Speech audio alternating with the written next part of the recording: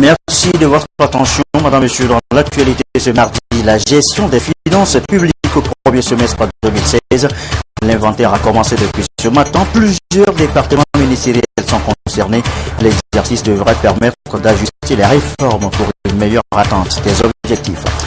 Le sommet de Lomé sur la sécurité maritime, jour J-32. On s'intéresse ce soir aux actes illicites en mer. Quelles sont les dispositions prises par le Togo?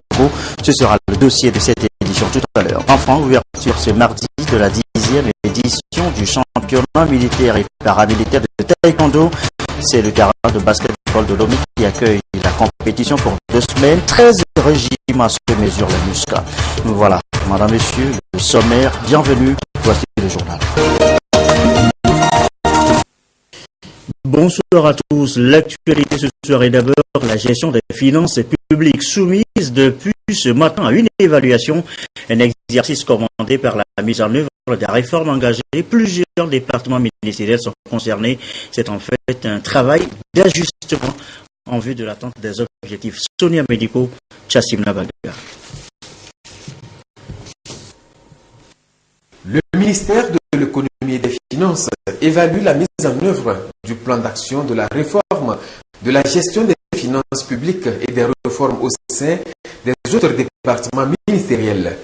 Il s'agit d'une exigence de la stratégie des réformes adoptée par le gouvernement en 2010 pour assainir la gestion des finances publiques afin de mieux mobiliser les ressources et de les repartir de manière efficiente pour satisfaire les besoins de plus en plus croissants. 2 revues sont prévues chaque année. La présente revue couvre les 6 premiers mois de l'année. Nous avons toujours les besoins.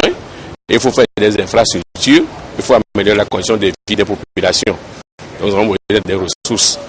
Donc c'est pourquoi il y a les réformes sur la mobilisation des recettes. Et si on mobilise, il faut aussi savoir comment gérer ces recettes-là. Donc il faut améliorer aussi le système de gestion des recettes. Et c'est pourquoi nous sommes en train de aller vers des budgets. On a des budgets aujourd'hui, budgets moyens. On est en train de voir des budgets programmes pour pouvoir embrasser des domaines particuliers et mettre l'accent sur ce domaine-là, surtout pour la modélisation des conditions de vie des populations. L'exercice va consister en la présentation de l'état de mise en œuvre au niveau de la décentralisation financière et accompagnement de la décentralisation, la mobilisation des ressources, la programmation, l'exécution et la gestion de la trésorerie, le renforcement du contrôle, l'informatisation des services financiers, les marchés publics et l'amélioration du système de comptabilité de l'État. La tâche est complexe et le Togo se fait accompagner par des partenaires comme le FMI, la GIZ et l'Union européenne. Il y a toute une série de standards internationaux au niveau de la gestion de finances publiques. Il y a des nouvelles directives de UEMOA que le gouvernement doit mettre en œuvre.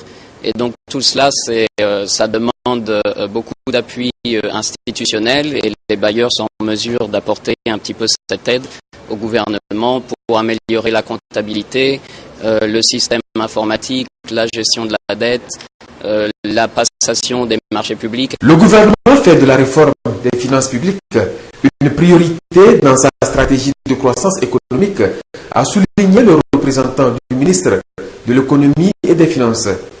Les résultats de cette revue technique seront versés aux travaux de la revue nationale prévue le 15 du mois. Autre exercice en cours, la relecture de la loi cadre portant aménagement du territoire. Pour votre gouvernement, bien sachez sommairement que c'est une loi dont l'application va permettre de corriger les disparités, les déséquilibres en matière de développement. Elle est donc revue et corrigée depuis ce matin. Les précisions, Kwasiglé, Arnaud Kidiouf. Le Togo dote la loi cadre sur l'aménagement du territoire des tests d'application pour la rendre opérationnelle. Les textes de décret d'application élaborés par l'expert seront examinés en interne par les représentants des différents départements du ministère de l'aménagement du territoire. Cette loi détermine les règles et les institutions de l'aménagement du territoire à différentes échelles.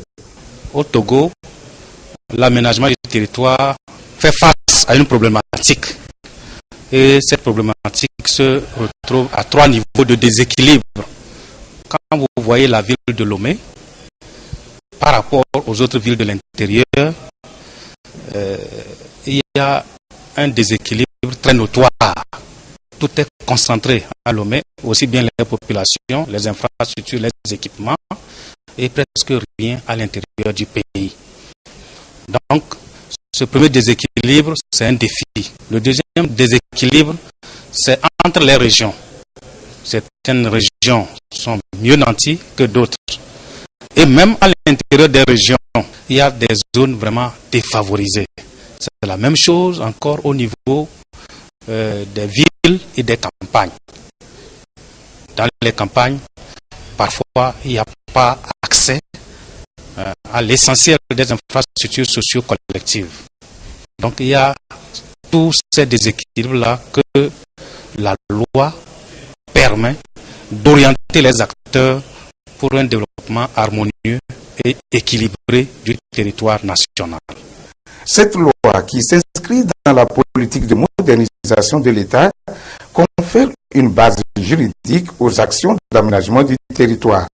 Les textes d'application, une fois finalisés, valiseront la voie à l'élaboration et à la mise en œuvre des outils de gestion et d'orientation de la localisation des infrastructures sur le territoire national. Filière café, cacao maintenant objet de beaucoup d'attention ces dernières années. Pourquoi un tel regard d'attention pour la filière? Eh bien, c'est pour la rendre plus compétitive, et ça passe d'abord par un meilleur contrôle de la qualité, la maîtrise des données de commercialisation. Un nouveau projet devrait répondre à toutes ces attentes. Il a été lancé ce mardi en même temps que la campagne d'achat 2016-2017. Hiver Aboudjou.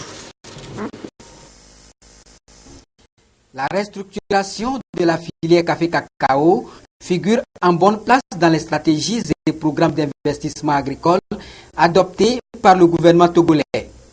De nouvelles mesures ont été prises dans la dynamique de la relance de ce secteur.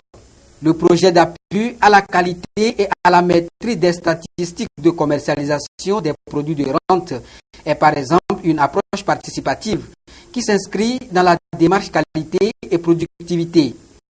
Une démarche qui exige le respect de certaines normes pour un contrôle de qualité au niveau de la chaîne de production.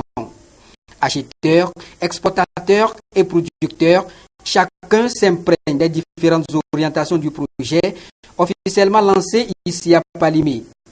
Il devra contribuer à l'amélioration du rendement et gérer une plus-value au bénéfice des producteurs. Les produits qui vont quitter depuis l'intérieur seront contrôlés par nos agents de contrôle de qualité, bien suivis. Arrivés à Lomé, ces produits seront revus pour voir si ça répond aux normes de qualité internationale avant de pouvoir commercialiser. C'est pour permettre aux opérateurs ou bien aux exportateurs du café cacao pour mettre sur le marché mondial un produit de meilleure qualité. La mise en œuvre de cette nouvelle politique est de permettre au Togo d'être plus compétitif sur le marché international. Et pour y arriver, le Togo se doit de doubler ses performances en vue de relever des défis liés à la faiblesse des rendements et à la reconstitution des plantations pour une exploitation optimale des cultures. Le gouvernement togolais a pris l'engagement de mobiliser toutes les expertises au niveau national, mais aussi de mobiliser les expertises internationales pour que la forte croissance qui est notée jusqu'à ce jour puisse véritablement être soutenue. Le lancement officiel du projet coïncide avec le coup d'envoi de la campagne de commercialisation du café cacao pour la période 2016-2017. L'enjeu de cette saison reste la maîtrise du marché pour pouvoir tirer les avantages liés à la filière par tous les acteurs de la chaîne d'approvisionnement. Cette campagne entend limiter certaines dérives relatives aux circuits illicites de commercialisation et aux surenchères. J'espère pour ma part que tous les acteurs des filières café et cacao présents ici seront attentifs aux enseignements qui seront délivrés au cours du présent lancement pour appliquer les bonnes pratiques agricoles, les bonnes pratiques commerciales et les bonnes pratiques d'entreposage en vue de réglementer la commercialisation. Il me paraît important de rappeler que l'activité humaine en général et toute activité commerciale en particulier ne peut se développer efficacement sans le respect des pratiques, des règles et procédures qui s'imposent aux uns et aux autres. L'aboutissement de cette initiative est de mettre tous les acteurs de la chaîne à contribution pour non seulement œuvrer en synergie en vue de la relance de la filière café-cacao, mais surtout solliciter l'appui des partenaires au développement pour accompagner le Togo dans cette nouvelle donne. Un moment sur cette filière café et cacao. Son apport au PIB reste non négligeable. Cependant, les tentatives de relance de la filière ne prennent pas comme le souhaitent les acteurs. Plusieurs facteurs constituent des goulots d'étranglement, le climat, la vieillesse des verges et j'en passe. Question ce soir, comment surmonter ou contourner toutes ces difficultés, les contraintes? Quelle est la trousse à clé? Nous posons la question, élément de réponse, Sylvain Raboutou. Les aléas climatiques, la dégradation et le vieillissement des vergers et bien d'autres facteurs constituent des menaces permanentes auxquelles sont confrontées les plantations de café-cacao. Chaque année, les plantations subissent de fortes perturbations entraînant une faible productivité. De 2011 à 2015, la production moyenne a tourné autour de 8400 tonnes de café et 9000 tonnes de cacao, soit une légère hausse, respectivement de 10% et de 5,6% par rapport à la période 2005-2010. Des statistiques qui démontrent à suffisance les défis à relever dans le secteur. Ça commence d'abord par la sensibilisation du monde paysan. Ils ont déjà l'expertise, mais il faut les remotiver, puisque par le passé, il y a eu un relâchement en fait, des acteurs qui accompagnaient ce monde paysan. Mais aujourd'hui, vous avez compris qu'il y a une volonté politique qui est manifestée en créant ce cadre institutionnel dont on entend parler, le PNIASA à travers le PASA, ainsi de suite.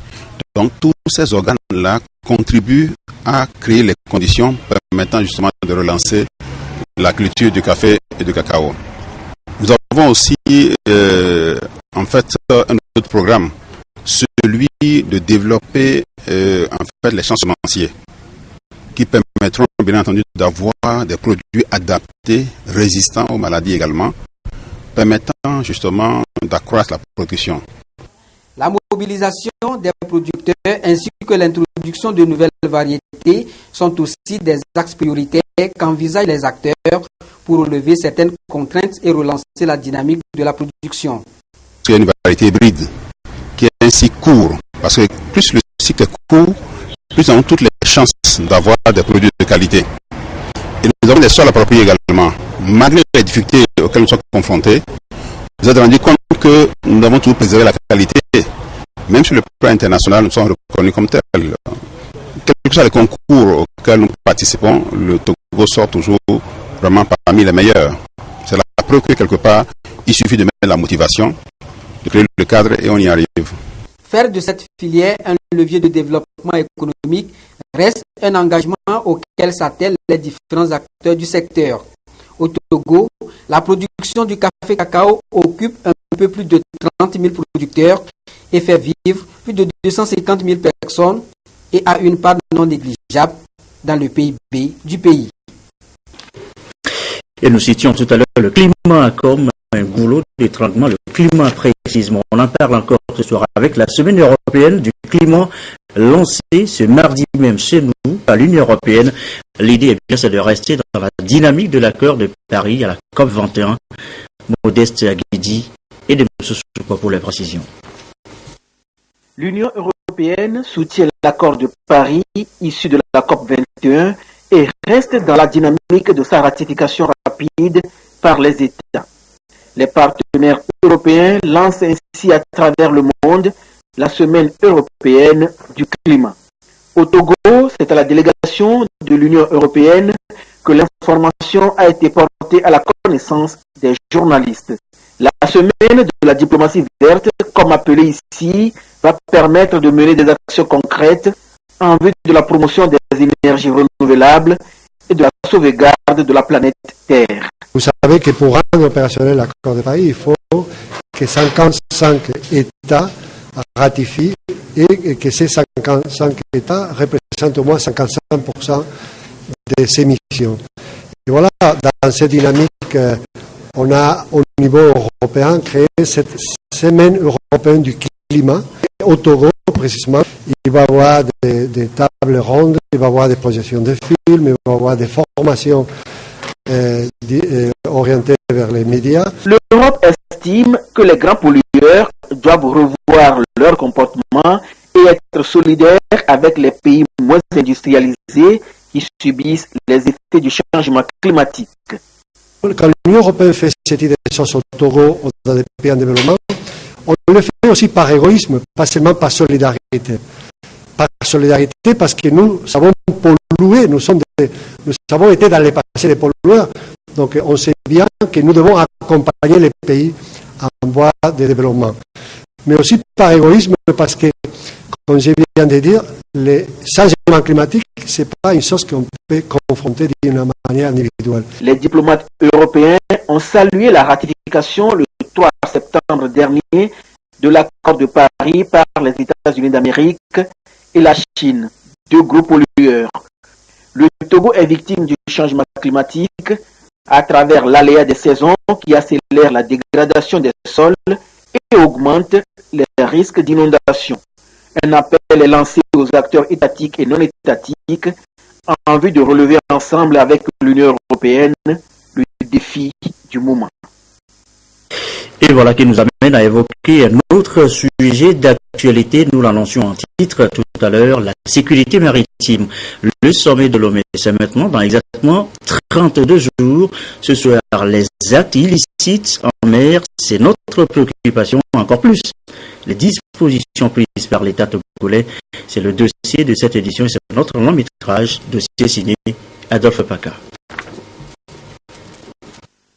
La piraterie maritime et le vol à main armée en mer, la contrebande douanière, notamment les carburants, les produits manufacturés de tout genre, la drogue et la circulation des armes, tout ceci ajouté à la pêche illicite et non déclarée et à l'immigration clandestine. Voilà le lot des actes illicites qui ont rendu instables les eaux du golfe de Guinée ces dernières années avec des conséquences fâcheuses sur l'économie des pays de la sous-région. Ces actes illicites perturbent la liberté de la navigation et freinent l'économie de la sous-région dont notre pays. Lorsque la piraterie sévit dans une région, les bateaux sont en insécurité. Les bateaux qui s'aventurent dans ces zones insécurisées voient leur assurance plus élevée parce qu'ils vont dans une zone insécurisée. Les équipages demandent aussi un salaire élevé parce qu'ils vont dans une zone insécurisée. Le commandant de bateau, lui, il accélère aussi la vitesse lorsqu'il est dans une zone insécurisée pour échapper aux pirates. Cela se traduit par quoi? Par une consommation excessive du carburant. Le résultat en définitive, c'est quoi? Il y aura un surcoût sur les marchandises débarquées et au finish, qui paye? C'est le consommateur. Maintenant, si le bateau va débarquer dans un autre pays parce que chez vous il y a l'insécurité, qu'est-ce qui va se passer? Il y aura toujours un surcoût lié au transport de ces marchandises de ce pays vers le pays destinataire. C'est donc l'économie nationale qui paie le lourd tribut. Commencé timidement sur les côtes somaliennes et de la mer Rouge, le phénomène est aujourd'hui remarquable dans le golfe de Guinée. Entre 2011 et 2013, le Togo, qui était exempt de tous ces maux, a connu 8 attaques. Toutes ont été habilement contrées par la marine nationale. Lutter contre ces trafics, il faut disposer des capacités et des aptitudes qui se déclinent en termes de moyens et du savoir-faire du personnel. En termes de moyens, le président de la République, son Excellence Paul Assogny, a commandé 2 patrouilleurs de haute mer de dernière génération, très endurants, qui sont capables de patrouiller dans tous les espaces togolais. Et aujourd'hui, tout se passe bien en ce qui concerne le contrôle. En tous les cas, quelle que soit votre capacité, il faut coopérer avec tous les autres pays. Parce que tout seul, c'est difficile de gérer, car le phénomène, n'est-ce pas, de piraterie, d'actes illicites, ça, c'est une criminalité internationale. C'est pourquoi son Excellence Faure Assogny a proposé à ses pairs un sommet des chefs d'État sur la sécurité maritime et le développement en Afrique pour régler cette question de sécurité en mer et booster l'économie africaine. Le Togo ne baisse pas la garde en ce qui concerne les dispositions sécuritaires, surtout quand il s'agit d'établir la sécurité de l'État en mer. C'est en ce sens qu'un centre opérationnel bien équipé à la Marine nationale veille 24/24. Mais avant tout, pour le capitaine de vaisseau Neo Takunyadji, c'est une affaire de tous. Pour cela que nous invitons toute la population ayant connaissance d'un acte illicite de bien vouloir appeler le numéro 110 de la Marine nationale pour des interventions ou d'autres services compétents. Le 110, c'est un numéro vert et disponible donc pour une franche collaboration entre la Marine nationale et la population en vue de traquer d'éventuels fauteurs d'insécurité dans les eaux togolaises. Voilà un dossier préparé par Adolphe Paka et présenté par Pierre Soussouko. L'actualité, c'est aussi la santé, comment renforcer le système de surveillance des maladies au Togo. Les ministères de la Santé et celui de l'Agriculture se concertent depuis ce matin. Une stratégie commune de défense devrait être élaborée. De Douaré, comme vous pouvez dire. Comment parvenir à juguler les maladies aussi bien animales qu'humaines à temps réel pour éviter qu'elles ne soient épidémiques au Togo?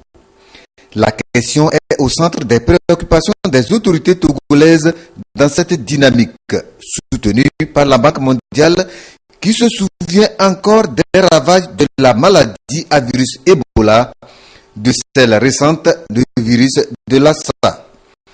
Il faut alors les actions concertées entre les agents de la santé et ceux du département de l'agriculture.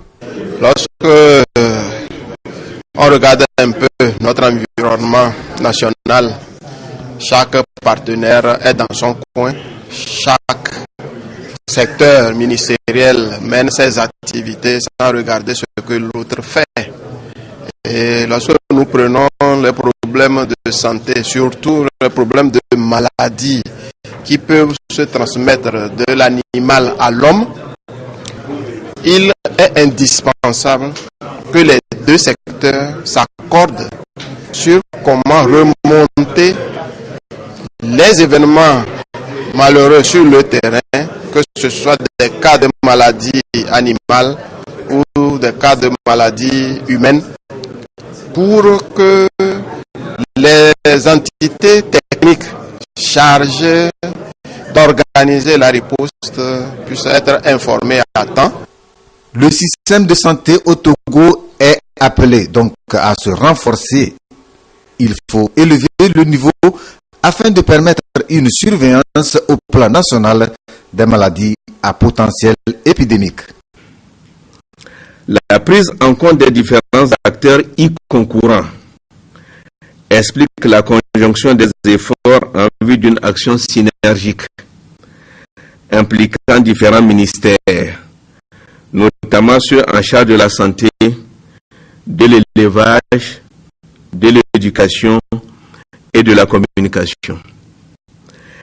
Ainsi pourra être atteint l'objectif visé, à savoir consolider la surveillance intégrée de la maladie et de la riposte, à travers notamment le renforcement des ressources humaines, la surveillance et la notification précoce, le renforcement des capacités de laboratoire, la préparation de la riposte et le renforcement des capacités managériales, nationales et régionales.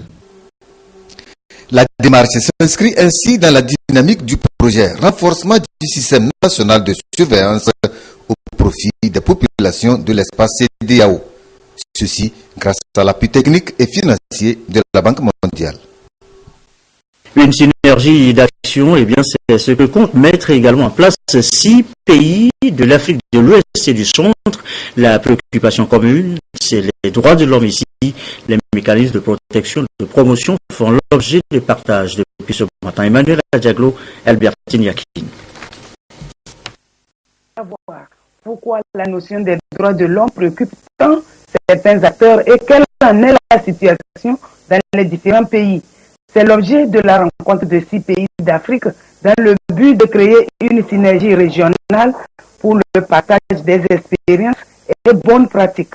Le bureau que nous sommes en train donc d'animer au Togo a eu par le passé le privilège de conduire les organisations de la société civile dans différents pays, notamment le Burkina Faso, le Bénin, le Tchad, la Mauritanie et la Côte d'Ivoire. Et donc nous avons eu durant les 3 dernières années à faire un travail important pour accompagner les ONG de ces pays-là. Nous avons surtout accompagné ces ONG à élaborer des rapports sur la mise en œuvre du pacte dans leur pays. Et nous les avons amenés à Genève et nous avons élaboré des plans qui ont permis effectivement de suivre l'effectivité des recommandations du comité. Et donc c'est les participants de tous ces pays que nous sommes en train de réunir à Lomé, histoire effectivement de partager les bonnes pratiques, histoire d'insister sur le fait que le Togo est aujourd'hui un peu le centre de l'Afrique en matière donc de renforcement des capacités de la société civile sur l'effectivité du droit à la vie, de la liberté d'association, de la nécessité de ne pas torturer et de tous les droits liés au pacte. L'idée forte de cette consultation, c'est de créer un espace de dialogue entre les autorités, le gouvernement, les membres du Parlement, les commissions nationales des droits de l'homme et les ONG. Selon le directeur de cabinet du ministère de la Justice, le Togo s'est engagé depuis des décennies à faire du respect des droits de l'homme et de la consolidation de la démocratie un des axes majeurs de sa politique de développement et dans l'optique de construire une société éprise de paix et de dialogue. Pour M. Innocent Kwasivi Agbetonio, le Togo a adhéré sans réserve aux principaux instruments normatifs des Nations Unies sur la protection et la promotion des droits de l'homme. Il exhorte en ce sens les organisations de la société civile à apporter leur contribution dans cette œuvre commune de promotion et de protection des droits de l'homme. Il est 20h24 à l'étranger. Le dialogue politique au point mort en République démocratique du Congo. Une frange de l'opposition avait accepté, vous le savez, de participer à ce forum proposé par la majorité présidentielle et censé permettre au pays de sortir de l'impasse électorale. Mais les anti-Kabila ont décidé de suspendre leur participation. Ils accusent en effet les partisans du président de tout faire pour retarder une présidentielle qui doit se tenir avant la fin de cette année. Le Gabon maintenant, le Gabon suspendu à la décision de la Cour constitutionnelle saisie par l'opposant Jean Ping qui conteste, vous le savez là aussi, la réélection du président Ali Bongo en attendant le verdict de la Cour constitutionnelle. Retour sur les violences post-électorales avec ces témoignages recueillis à Libreville. Regarde. Vendredi, après les émeutes, oui. À Libreville, les vidéos des événements circulent très peu. Les réseaux sociaux sont coupés. Ils ont tiré à balle réelle. Après, ils vont nier. Celle-ci montre un jeune mort dans un quartier. Quelques personnes ont tourné avec leur téléphone pour garder des preuves, disent-ils. Il était juste là. Et là, on était obligé de mettre la terre là pour cacher le sang. Selon eux, la garde républicaine, la GR, est impliquée. Ils voulaient reprendre le corps. Ce jeune est mort un matin en plein jour. Ce récit, ils sont plusieurs à nous l'avoir raconté, à avoir vu. Et il faut plonger dans les ruelles pour trouver le témoin le plus proche. Qu'il y a une voiture qui gare depuis là-haut. Certaines personnes sont descendues de cette voiture armées, commençant à fusiller de part et d'autre. Son neveu n'a pas pu s'échapper. Ils l'ont vu par l'arrière, en courant. Moi, je pense que quand on tire sur une cible en plein mouvement, il faut vraiment avoir de l'expérience pour que la balle puisse lui toucher en plein dans le nuque. La famille l'emmènera elle-même à la morgue, celle de Gabosep. Au moins 5 tués par balle ont été recensés ici. Mais comment et par qui? Très difficile de répondre. Surtout quand les informations ne sortent pas, comme dans l'autre grande morgue, à Kasebga. Depuis 12 jours, l'entrée est systématiquement refusée aux journalistes. Je voulais voir si on pouvait voir le registre, si vous aviez des chiffres. On ne peut pas, nous on n'est pas responsable de la société, on ne peut rien autoriser ici. Là, ici, c'est comme à Gabosep, vous avez beaucoup de corps? Non. Oh non. Seules quelques familles ont pu y pénétrer. Une femme cherchait son fils depuis 10 jours, depuis la fameuse nuit des émeutes. Quand elle a appris sa présence à Kasebga, elle a dû lutter pour l'identifier. J'étais obligée de m'enrouler par terre et quand j'ai commencé à crier, c'est là où le directeur il a fait appel à ses brancardiers. On a tiré son corps, on lui a mis une balle ici, c'est sorti là. Que s'est-il passé?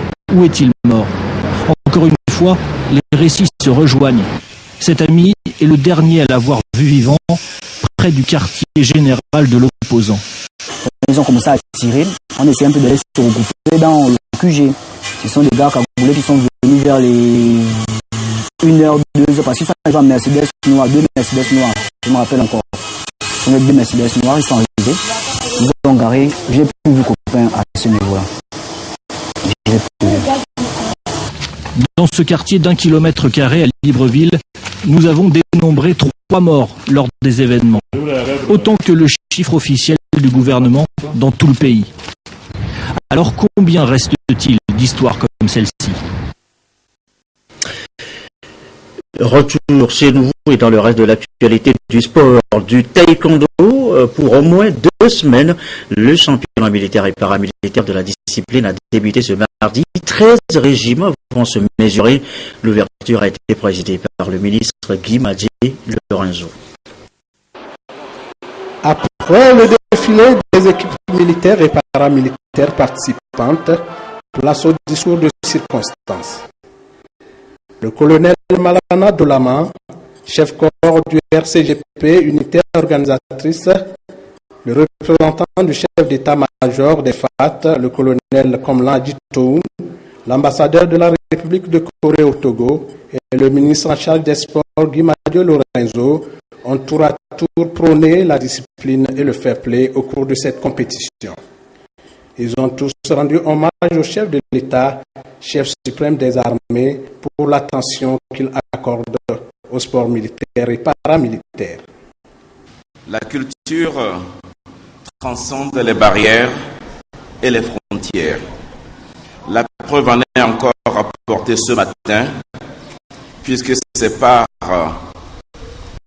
C'est un pan de la culture ancestrale coréenne que nous célébrons ce matin à travers le 10e championnat militaire et paramilitaire de taekwondo.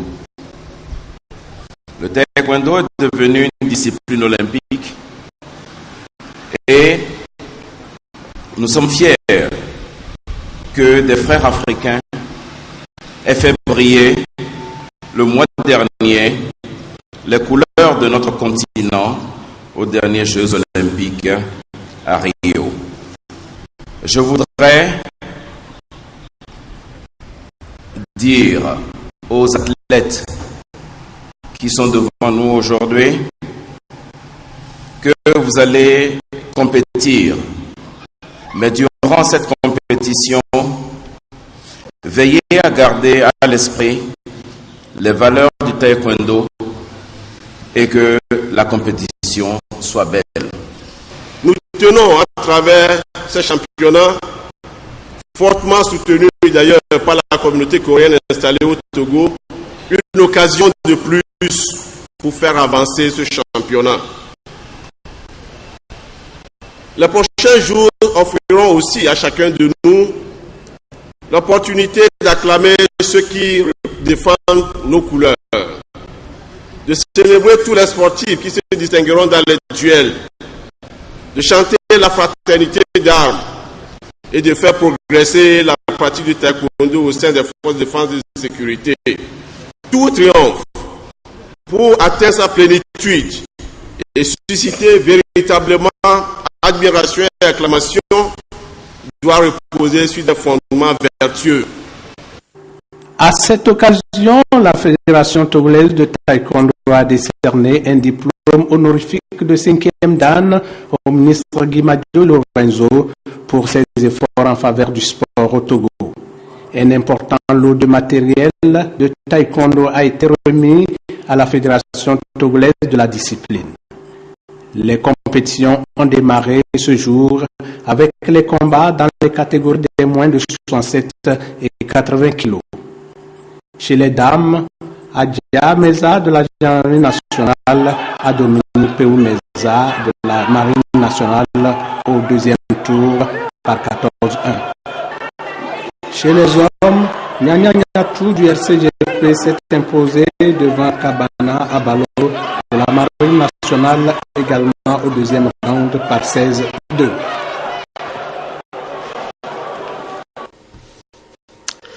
Et voilà, un reportage de Martin Sandali Mankoubi. Ainsi se referme cette édition du soir. Je vous souhaite une très belle soirée.